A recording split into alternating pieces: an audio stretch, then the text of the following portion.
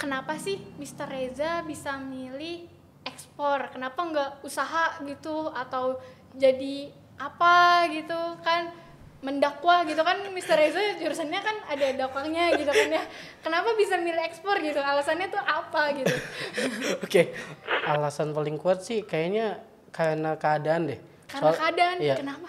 Soalnya kalau misalkan ya contohnya gue nggak ekspor, gue nggak usaha, gue nggak bisa kuliah gitu. Oh gitu. Jadi mungkin kalau belajar ekspor sebelumnya dari komunitas-komunitas, salah satunya dari misalnya ekspor juga ikutan yang batch 3, ekspor kelas batch 3. Kan kata orang ekspor itu kudu modal gede dan sebagainya, tapi pas dijalanin bisa kok diakalin nggak pakai modal gitu. Faktanya bisa nggak pakai modal gitu. Oh iya.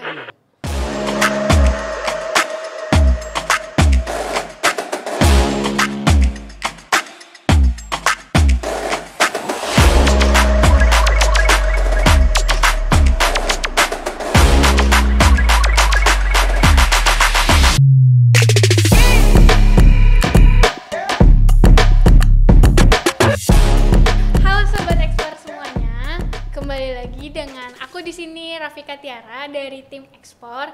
Nah kali ini kita bakal ngomongin tentang tentunya pembahasan-pembahasan yang menarik kali ini. Nah di sini udah ada tamu aku yang sangat-sangat spesial. Halo, Halo. Oke. Mr. Reza boleh perkenalkan diri silakan. Oke, boleh banget. Oh ya, sebelumnya kenalin, nama saya Reza Syamsul Oke. dari Cibinong kalau tinggal di Bogor, dan saat ini masih kuliah di UIN Sunan Gunung Jati Bandung. Kalau jurusan nggak nyambung banget sih sama Oh ekspor. nggak nyambung banget, apa tuh? Jurusannya pengembangan masyarakat Islam ke Pengembangan ekspor. masyarakat Islam tapi ke ekspor Ya, tuh guys. dan fakultasnya mohon maaf, Fakultas Dakwah dan Komunikasi. Dakwah dan komunikasi. Oke. Oke. Sangat nggak nyambung sama ekspor. Nah, oleh karena itu pembahasan kali itu sangat menarik banget guys. Kalau boleh tahu nama panggilannya siapa? Reza. Reza. Oke, aku bisa panggil Mr. Reza aja ya. Oke, boleh. Oke.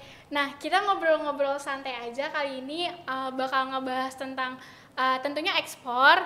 Dan aku udah baca-baca nih sebelumnya background Mr. Reza. Katanya Mr. Reza tuh udah pernah ekspor ke negara Australia dan juga rencananya mau ekspor ke negara Pakistan. Bener ya? Yap, betul Nah, banget. Oke.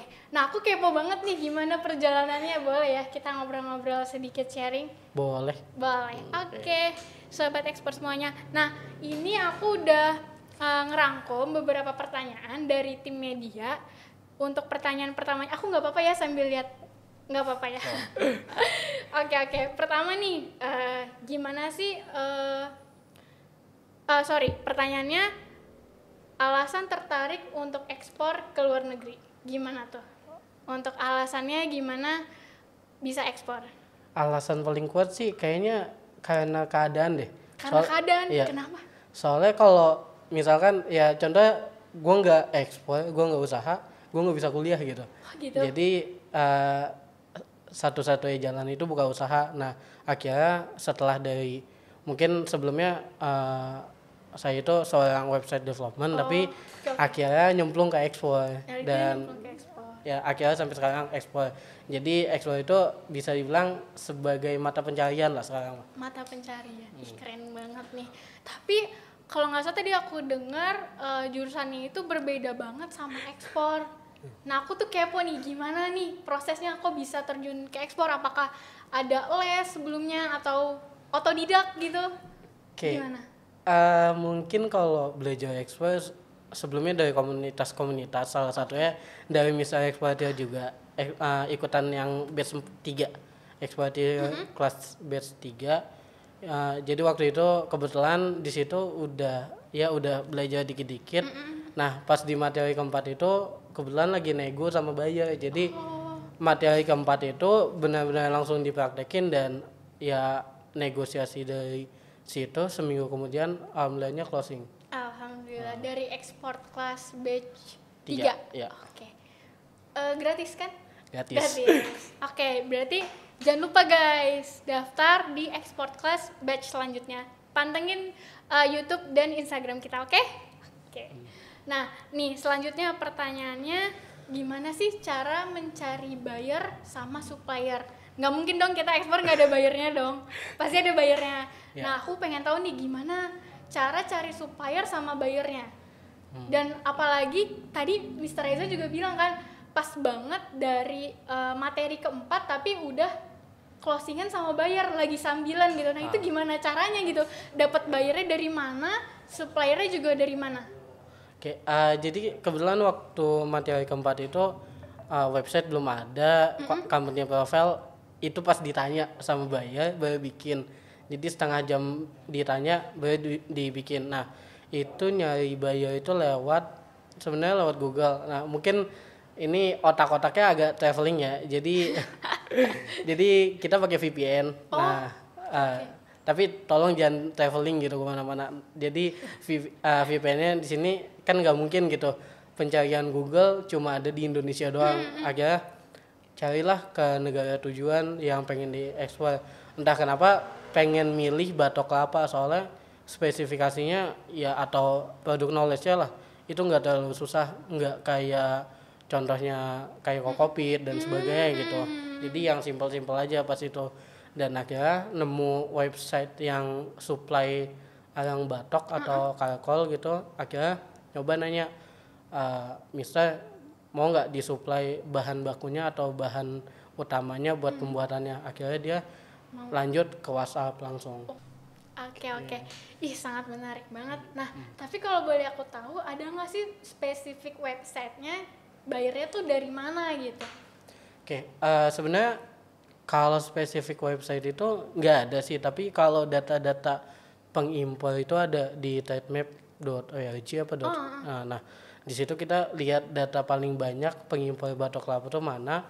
Nah langsung kita pindahin ke Google dan di situ kan ada setting, kita setting dikit buat telusurannya negara mana. Misalkan di Australia contoh kemarin, jadi di situ di Google ya kita ketik toko penjual alang batok atau pengimpor batok kelapa di Australia. Kalau enggak kita sebutin spesifik kotanya mana gitu. Sumpah sangat menarik banget, dan ini bener out of the box guys, sangat-sangat traveling. Jadi kalau boleh aku rangkum nih ya sedikit, kalau misalnya ada salah boleh dikoreksi ya. Nah Mr. Reza ini cara cari buyernya itu pertama dia itu masuk ke website yang namanya Trademap. Nah dari Trademap itu kan ketahuan tuh ya negara pengimpor untuk komoditinya tadi coconut shell ya, atau batok kelapa yang udah dipecah. Nah dilihat tuh pengimpor terbesarnya kemana, terus Mr. Reza pilihnya ke Australia. Dan setelah itu dia masuk ke Google nyari toko mana yang jual coconut shell ini dan ketemu, dan tiba-tiba closing. Alhamdulillah. keren banget. Berarti untuk komoditas yang diekspor tuh coconut shell sama tadi yang sedang berjalan kita sempat ngobrol tuh apa lidi sawit. Oke. Nah lanjut nih untuk cara pencarian suppliernya gimana tuh? Sebenarnya kalau buat nyari supplier ngandelin ke teman-teman yang kalau bahasa anak Depok mungkin anak kampung sini ya, akamsi gitu. Anak akamsi. Jadi kita ngandelin yang pribumi sana dan minta tolong nih lagi butuh ini. Kebetulan kan mungkin bisa bilang ekspor itu udah merajalela ya, udah kayak mohon maaf boleh nyebut Omikron gak sih atau Covid gitu, udah merajalela kan kayak Covid. Nah jadi udah makin gampang aja buat nemuin supplier walaupun udah tangan keberapa gitu, tapi masih bisa sih dia diakalin atau misalkan dia dipotong gitu jalurnya. Gitu. Berarti emang dari komunitas gitu atau ada grup-grupnya? Lebih ke komunitas sih dan kebetulan kan mungkin Miss Vika sendiri pernah ngalamin ya yang ujian masuk ke perguruan tinggi, ada grup ya kan. Nah di situ teman-teman di situ kan banyak anak daerah, jadi dikontekin lah dari situ. Berarti emang kenalan lah ya, komunitas. Nah gitu guys, jadi untuk cara cari suppliernya Mr. Reza ini sangat inisiatif banget. Dia nanya-nanya ke komunitas, ke anak akamsi yang di Depok ya. Mr. Reza asli Depok kan ya? Enggak, di Cibinong. Oh asli Cibinong. Tinggalnya di Cibinong? Tinggalnya di Cibinong, kalau orang tua Jawa Sunda. Jawa Sunda, oke. Ya berarti kenalan-kenalan lah ya. Oke. Nah, selanjutnya ini kenapa sih Mr. Reza bisa milih ekspor? Kenapa nggak usaha gitu atau jadi apa gitu kan mendakwah gitu kan Mr. Reza jurusannya kan ada dakwahnya gitu kan ya. Kenapa bisa milih ekspor gitu? Alasannya tuh apa gitu? Oke. Ya kan? Boleh ketawa dulu gak sebenarnya? Boleh, silakan. Oke. Nih, kalau gimana ya? Iya sih, jurusan saya pengembangan masyarakat Islam, fakultasnya dakwah. Takutnya kalau saya dakwah nanti jamaahnya pada sesat gitu. Pada sesat yang ada bukannya ke rahmatan lil alamin, ini malah kemana gitu ikut-ikutannya. Oke. Jadi awal mulanya kenapa milih ekspor sebenarnya sebelumnya punya usaha di bidang event organizer sama di bidang website. Jadi bikin jasa pembuatan website sama IO dan online course gitu, masih jalan alhamdulillah sampai sekarang. Nah, tapi entah kenapa waktu 2021 itu nih kok orderan sepi, pada kemana gitu, apa dimakan covid, apa dikemanain gitu. Nah, akhirnya ada beberapa yang lewat FYP di TikTok ekspor. Nah, ya udahlah nyemplung ke situ, dan kan kata orang ekspor itu kudu modal gede dan sebagainya, tapi pas dijalanin bisa kok diakalin nggak pakai modal gitu. Faktanya bisa nggak pakai modal gitu. Oh iya. Iya. Keren banget. Iya nih, kan banyak banget sobat ekspor tuh kalau aku lihat di komen-komen kayak kayaknya kalau untuk ekspor tuh harus ada modal besar deh, apakah kita harus cari investor atau enggak. Nah, aku kepo juga, apa jangan-jangan Mr. Reza tuh keturunan konglomerat gitu kan ya, atau dia punya rumah production, kan kita nggak tahu. Makanya aku pengen nanya nih, untuk ekspor tuh sebenarnya sesulit itu nggak sih, modalnya tuh seberapa besar gitu. Ini sharing-sharing aja gitu. Gimana tuh untuk modal awalnya gimana, ada tips and tricksnya nggak nih biar sobat ekspor tahu? Sebenarnya kalau bisnis, kalau patokannya gue nggak punya modal gitu, sampai kapanpun kayaknya nggak bakalan jalan dah. Soalnya ya contoh deh, soalnya banyak di pasar kan ya, kuli panggul, dia modal dengkul juga bisa makan kan. Nah, kalau kita balik lagi ke modal, ya kapan jalannya gitu. Soalnya jujur saya bukan dari keluarga kaya atau berada gitu. Pekerjaan ayah saya itu guru honor. Mungkin kalau mau tahu, guru honor bukan gaji gede, tapi ini digaji 3 bulan sekali. Dan ya kalau alasannya nggak punya modal, ya kapan jalan gitu. Dan nih ya contoh bahasa kasarnya, ini kontrakan gue harus bayar gitu. Kalau nggak ada duit gue diusir. Jadi ya istilahnya kalau usaha kayak gitu mendingan ya jalanin dulu aja gitu, jangan dikit-dikit modal. Sebenarnya waktu awal ekspor juga nggak punya PT, nggak punya website, nggak punya, apalagi PT ya itu mahalnya minta ampun ya. 8 jutaan bikin PT, udah gitu modal yang diendepin kalau nggak salah 100 juta 50 juta, mana ada duit segitu. Ya udah akhirnya kan bisa tuh minjem dulu gitu. Keren banget sumpah. Berarti ya modalnya 0 guys awalnya. Yang penting tapi niat dan usaha sih ya, dan tekadnya sih yang besar. Oke, lanjut. Nah, di sini tuh ada yang tanya lagi, sejak kapan Mr. Reza tuh ekspor barang? Ekspor barang keluar ya? Iya, keluar. Iya sih, ekspor keluar sih. Dari kapan mulai pertama kali ya? Iya. Itu pas di ekspor dia kelas batch 3 sih pertama kali. 2021 ya? Iya. Baru banget ya, tapi udah closing loh, keren banget. Jarang loh ini yang seperti ini. Oke. Nah, lanjut, jumlah besaran barang yang diekspor. Kalau boleh aku tahu, untuk yang udah closing sekarang ini, yang coconut shell itu berapa besarannya? Kalau besaran satu kontainer. Tapi repeat order sampai bulan ini itu udah 6 kontainer. Oh, berarti nih guys, dia udah closing dari tahun 2021 kemarin dan repeat order dari bulan-bulan sebelumnya, dan sekarang kalau udah kekumpul udah 6 kali pengiriman. Ya. Keren banget. Nah, ini selanjutnya, sebenarnya kalau untuk ekspor tuh harus punya pabrik dulu nggak sih, atau gimana tuh? balik lagi sih, kalau kan pabrik hitungannya modal ya. Ya karena saya kantong mahasiswa nih Miss, jadi modal saya cuma modal apa ya, modal foto doang gitu. Jadi bisa dibilang saya nggak punya pabrik. Aku tadi sempat denger nih, Mr. Reza sebelumnya Mr. Reza tuh buat website ya. Itu gimana sih? Apa itu suatu hal yang emang bisa buat buyer percaya atau emang inisiatif Mr. Reza aja bikin website? Sebenarnya kalau website itu bisa dibilang krusial ya. Karena kalau nggak ada website itu juga kan tau lah ya, buyer India gimana. Mohon maaf nih nyebut label nih, soalnya pengalaman ini dia legalitas aja dipalsuin sampai barcode-barcode-nya. Jadi kalau ya minimal kita nggak punya PT ya, kita punya website lah.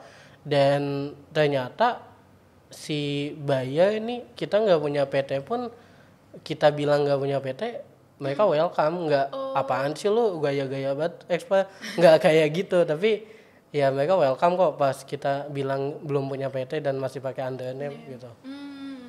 Berarti website tuh sangat amat krusial juga ya untuk buat buyer tuh percaya sama kita, terus biar closing gitu juga bisa ya salah satunya. Nah, tadi Mr. Reza sempat bilang pakai under name, berarti tuh gak mesti PT lah ya yang tadi Mr. Reza bilang gitu kan, 8 juta sekian berapa.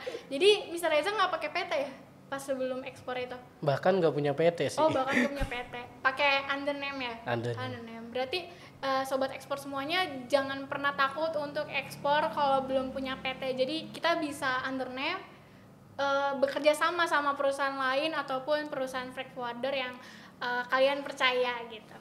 Nah, kalau boleh aku tahu nih, ada nggak sih keluh kesahnya selama menjadi eksportir gitu, eksportir termuda? Kalau boleh tahu umurnya berapa Mr. Reza? Jalan 22 tuh guys, sumpah hebat banget. Umur 22 tahun tapi udah bisa ekspor dan repeat order yang sampai ke 6 kali gitu. Boleh diceritain nggak keluh kesahnya gimana? Apalagi Mr. Reza sambil kuliah ya? Iya, sambil kuliah. Sambil kuliah. Gimana tuh? Apa nggak kecampur otaknya ada tentang dakwahnya atau apa gitu kan sambil ekspor? Alhamdulillah sih nggak kecampur gitu. Jadi kalau ada buyer nggak didakwahin, nggak kayak gitu. Beda. Jadi keluh kesahnya paling waktu awal nggak diizinin sih sama orang tua. Soalnya kan backgroundnya bukan pengusaha ya.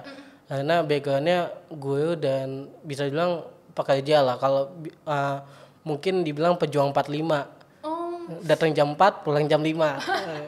Ya, kayak gitu. Jadi ya keluh kesahnya bisa dibilang backgroundnya bukan dari pengusaha dan ngapain sih jualan kayak gini-gini. Tapi ya alhamdulillah sekarang udah mulai nerima, mungkin karena udah ada hasil ya gitu.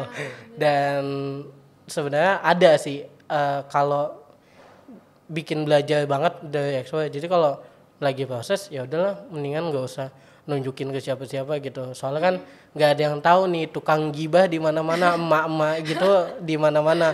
Jadi kita nggak tahu, mendingan ya udah kita simpen aja dan barulah kalau udah ada hasil ya show off ya boleh lah. Tapi jangan amat sombong ya, sombongnya simpen aja, show off ya boleh. Oke. Berarti ya sangat amat ya meresahkan lah ya Mak Julit tuh. Jadi ya udah kita usaha aja di belakang, nanti hasilnya nunggu setelahnya. Ya lihat sekarang. Oke. Nah, tapi kalau boleh aku tahu kan kalau di luar negeri jam di Indonesia kan berbeda tuh. Kayak ada yang di sini siang, di sana malam. Itu settingan sama bayarnya tuh gimana sih? Ada sih kadang-kadang. Jadi dia kan di sana pagi, kita di sana malam. Udah kayak tahajud aja gitu, bangun pagi-pagi. Tapi disempetin ya udahlah bangun. Kadang-kadang kita chatan tapi dia masih malam ya, kita wajarin, bukan berarti dia ngambek kayak atau marah gitu. Emang waktunya siang atau waktunya beda gitu. Tapi itu kita ya harus nyempetin lah waktu-waktu. Lumayan kan nambah pahala juga tuh tahajud. Tapi kalau boleh aku tahu Mr. Reza tuh passionnya emang di ekspor atau emang awalnya iseng aja gitu? Sebelumnya Mr. Reza tuh sempat bilang lihat ekspor tuh dari FYP TikTok kan. Nah itu emang gue harus ekspor nih, atau sebelumnya ada passion aku harus ekspor atau emang kebetulan aja? Waktu dulu emang pengen sempet mau jual barang ke luar negeri tapi nggak tahu caranya, dan akhirnya ya bikin usaha yang macem-macem lah, dan sampai sekarang ya udah nemu di ekspor dan alhamdulillah sampai sekarang dijalanin gitu. Ya awalnya bisa dibilang kayak mungkin jangan dikasih efek tikus ya, jadi awalnya coba-coba gitu, jangan dikasih gitu, awalnya beneran iseng tapi sampai sekarang diseriusin gitu. Alhamdulillah, berarti emang iseng-iseng tuh berhadiah guys, bermakna gitu kan, sampai bisa ekspor kan, keren banget. Selanjutnya aku pengen nanyain tentang dokumen atau sertifikasi. Kalau boleh tahu, dan sobat ekspor juga pasti pengen tahu nih, untuk sertifikasi dan dokumennya tuh kira-kira apa aja, dan Mr. Reza tuh melengkapinya tuh gimana gitu prosesnya? Oke, kalau buat dokumen sama sertifikat, kan katanya sertifikasinya susah-susah, tapi ternyata kalau kita punya, ya kalau kita deket sama forwarder ya dibantu kok. Dan mungkin kalau ke Australia itu ada yang khusus ya, namanya bukan dokumen atau sertifikat tapi lebih ke fumigasi. Fumigasi. Kalau nggak salah AFAS ya namanya, fumigasi AFAS. Itu ya prosesnya makan waktu dan ya lumayan juga sih bikin bete kalau nggak ngadain fumigasi itu dan bisa-bisa ditolak gitu. Waktu itu kebetulan temen soalnya ada yang ditolak gitu. Oh, berarti Karena nggak ada fumigasinya. lanjut. Nah, Ada lagi udah gitu waktu itu si buyer ya ditanya perlu COO nggak, certificate of originnya. Kata dia kayaknya nggak usah deh. Ini kan baru first time, baru pertama kali, udah kayaknya nggak usah dong, udah meragukan gitu kayaknya. Jangan kayaknya apa yang pasti gitu, soalnya nyesek gitu kalau udah nyampe tapi ini dianggurin gitu, ya duit kan melayang gitu. benar. Jadi akhirnya ditanya lagi, minta tolong ke buyer, tolong pastiin, soalnya setahu saya itu wajib pakai COO, lumayan kan nggak bayar pajak juga gitu. Benar. Berarti fumigasi sama COO. Akhirnya jadi atau enggak tuh pakai COO-nya? Jadi pakai. Sisanya umum lah ya, Ya, umum. karantina tumbuhan juga. Iya. Oke. Nih kalau boleh aku rangkum sedikit, kalau salah mohon koreksi ya.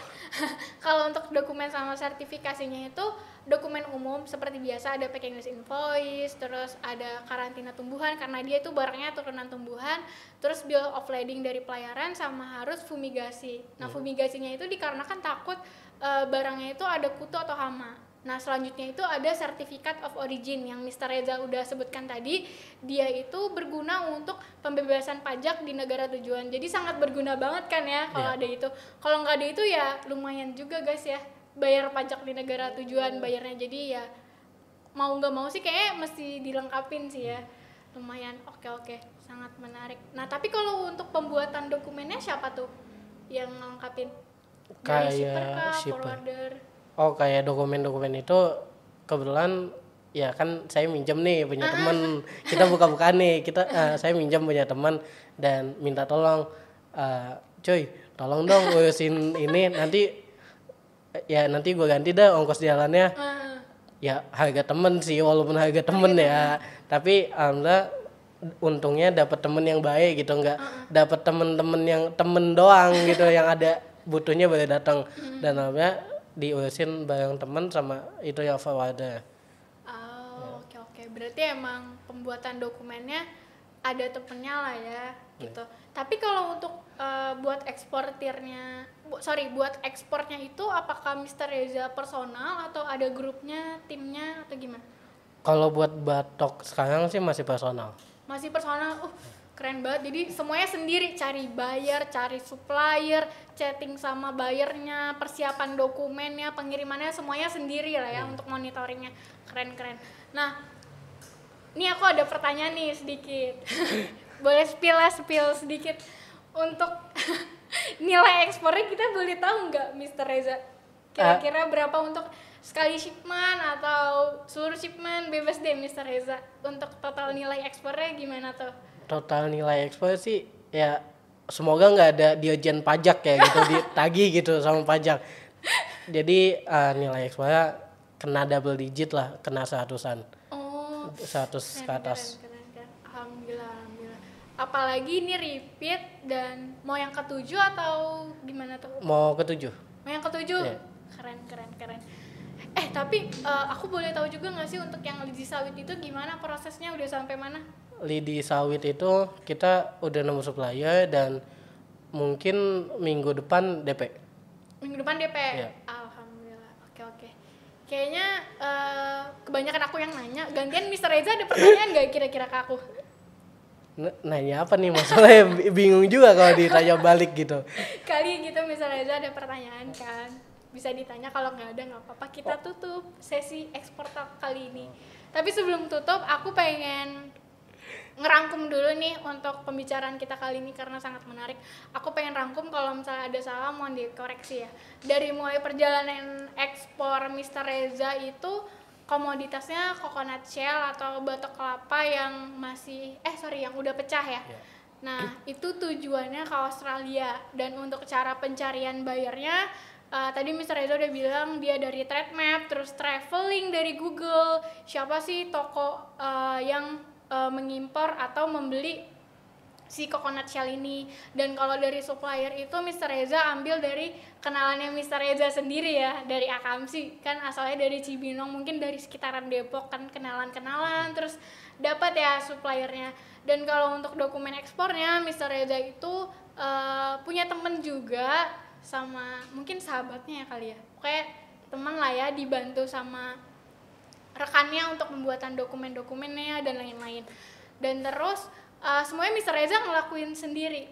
Iya, bisa dibilang sendiri.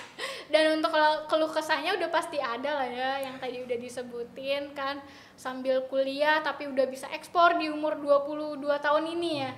Gitu-gitu, sangat menarik sih guys ceritanya. Nah, terakhir nih, kira-kira ada kata-kata motivasi gak untuk sobat ekspor semuanya, dan juga aku gitu kan, aku juga pengen kayak Mr. Reza gitu, bisa ekspor kan, siapa tahu aku bisa bikin mamaku naik haji, amin gitu ya guys, semuanya amin. Nah, gimana nih untuk motivasinya gitu, siapa tahu bisa memotivasi aku juga.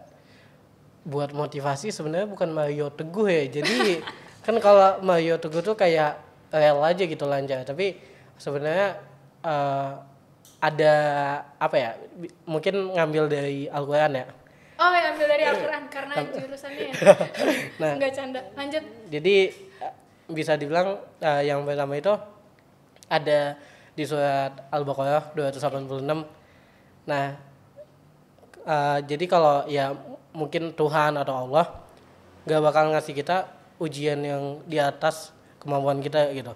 Jadi kalau ya berat banget atau lagi ya di bawah banget, itu berarti bisa dibilang itu ada titik balik di satu ujian itu. Bisa aja mungkin habis ujian itu kita naik ke atas gitu, atau bisa dibilang batu loncatan buat kita naik ke atas lagi atau naik ke atas gitu. Dan satu mungkin bisa dibilang hadis, manusia yang paling bermanfaat itu adalah manusia yang sebaik-baiknya. Itu sih. Aku terharu banget loh guys, keren banget. Jadi kalau misalnya aku ada cobaan, aku harus sabar gitu ya. Kali aja buat batu loncatan aku biar jadi bisa lebih baik gitu ya. Ya, sangat mengharukan ya Mr. Reza. Terima kasih loh untuk motivasinya gitu. Aku bakal ingat terus gitu. Siapa tahu aku bisa kayak Mr. Reza kan. Oke. Oke sobat ekspor semuanya, terima kasih udah yang mau nonton. Jangan lupa ya klik tombol subscribe-nya, jangan lupa komen dan like, dan juga follow Instagram kami dan juga TikTok di Mr. Exporter. Oke guys, dan jangan lupa juga visit website kita di mrexporter.com. Jika ada seputar pertanyaan lebih lanjut, bisa ke kolom kontak us dan klik hotline. Bisa callingan sama aku atau enggak tim yang lain. Oke, dadah semuanya.